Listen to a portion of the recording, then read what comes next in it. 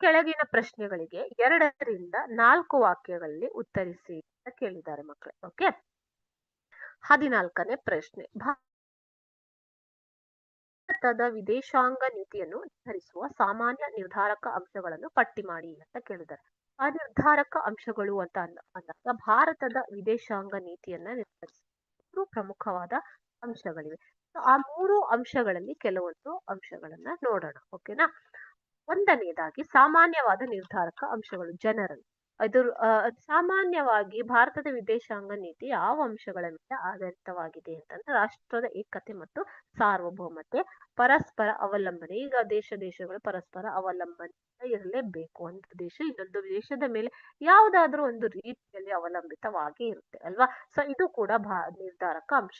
ರಾಷ್ಟ್ರೀಯ ಹಿತಾಸಕ್ತಿಯ ರಕ್ಷಣೆ ಮತ್ತು ಅಭಿವೃದ್ಧಿ, to protect the interest of the nation, development. ಪ್ರಚೋದನಾತ್ಮಕ ಅಂಶಗಳು. ಸೊ ಈ ರೀತಿ ಇವು ಸಾಮಾನ್ಯವಾದ ನಿರ್ಧಾರಕ ಅಂಶಗಳು.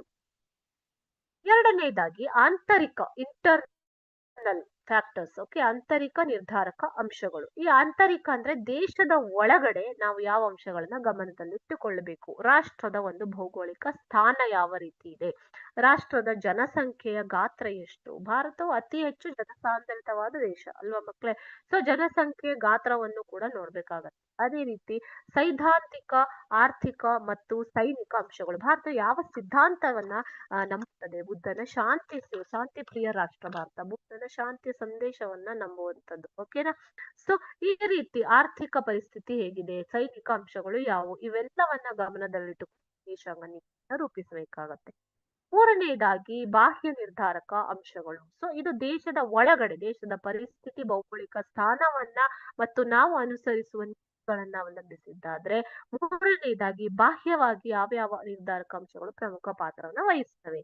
ಅಂತಾರಾಷ್ಟ್ರೀಯ ಪರಿಸ್ಥಿತಿಗಳು. ಸೊ ಈಗ ಜಗತ್ತಿನಲ್ಲಿ ಯಾವ ರೀತಿಯ ಪರಿಸ್ಥಿತಿಗಳಿವೆ, ಗ್ಲೋಬಲ್ ಸಿಚುವೇಶನ್ಸ್ ಅಂತ ಹೇಳ್ತೀವಿ. ಅಂತಾರಾಷ್ಟ್ರೀಯ ಪರಿಸ್ಥಿತಿ ಹೇಗಿದೆ, ಅಂತಾರಾಷ್ಟ್ರೀಯ ಸಂಘಟನೆಗಳೊಂದಿಗೆ ಬೇರೆ ಬೇರೆ ಸಂಘಟನೆಗಳು, ಯುನೈಟೆಡ್ ನೇಷನ್ಸ್ ಆರ್ಗನೈಸೇಷನ್ ಇರ್ಬೋದು, WHO ಇರ್ಬೋದು, ಅಥವಾ ನ್ಯಾಟೋ ಇರ್ಬೋದು, ಅಥವಾ ಸಾರ್ಕ್ ಇರ್ಬೋದು, ಈ ರೀತಿ ಬೇರೆ ಬೇರೆ ಸಂಘಟನೆಗಳೊಂದಿಗೆ ಯಾವ ರೀತಿಯ ಸಂಬಂಧವನ್ನ ಭಾರತ ಹೊಂದಿದೆ, ಜಾಗತಿಕ ಸಾರ್ವಜನಿಕ ಅಭಿಪ್ರಾಯ ಏನಿದೆ ಅನ್ನೋದು ಇವು ಬಾಹ್ಯ ನಿರ್ಧಾರಕ ಅಂಶಗಳಾಗಿವೆ. ಈ ರೀತಿ 3 ಅಂಶಗಳು ಪ್ರಮುಖವಾದವು ಮಕ್ಕಳೇ. ಯಾವುದು?